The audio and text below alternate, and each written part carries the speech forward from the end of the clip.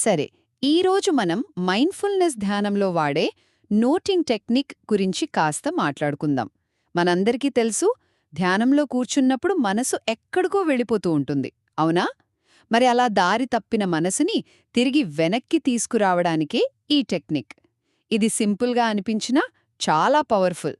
ఇది సతీపట్టాన ధ్యానంలో వాడే ఒక ముఖ్యమైన పద్ధతి అన్నమాట. సరే, మొదటిగా ఈ టెక్నిక్ ఎలా పనిచేస్తుందంటే చాలా సింపుల్.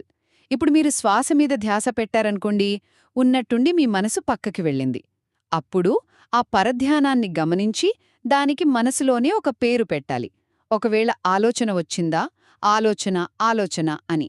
ఏదైనా శబ్దం వినిపించిందా, వినడం వినడం అని లేబుల్ చెయ్యాలి. ఇలా చేయడం వల్ల మనం ఎప్పుడూ ఎరుకతో అంటే అవేర్నెస్తో ఉంటాం. ఇక రెండవ విషయం, అసలిలా లేబుల్స్ వేయడం ఎందుకు? దానివల్ల ఉపయోగమేంటి? అంటే, ఒకటి, మీ ధ్యానం ఎంత ఏకాగ్రతతో సాగుతోందో మీకే ఒక అంచనా వస్తుంది. రెండు, మీ అనుభవాలను మీ గైడ్కి కరెక్ట్గా వివరించడానికి ఈ పదాలు హెల్ప్ అవుతాయి. అన్నింటికన్నా ముఖ్యంగా, మనసులోకి వచ్చే అనవసరమైన ఆలోచనల ప్రభావాన్ని ఇది తగ్గిస్తుంది. మనకు వాటిపై ఒక కంట్రోల్ వస్తుంది. చివరిగా, దీని అంతిమ లక్ష్యమేంటంటే, ఇలా నిరంతరంగా ఎరుకతో ఉండటం వల్ల ఏకాగ్రత అనేది బాగా పెరుగుతుంది.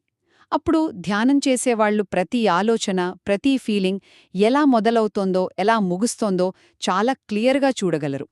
ఫలితంగా మనసు ప్రశాంతంగా, క్లీన్గా అవుతోంది. దుఃఖం, బాధలు లాంటివి కూడా దూరమవుతాయి. సో, ఒక్క మాటలో చెప్పాలంటే, ఈ నోటింగ్ పద్ధతి అనేది మన పరధ్యానాన్ని కేవలం గమనించి దాన్నే మన ఏకాగ్రతకు ఒక సాధనంగా మార్చే ఒక అద్భుతమైన ప్రక్రియ అన్నమాట.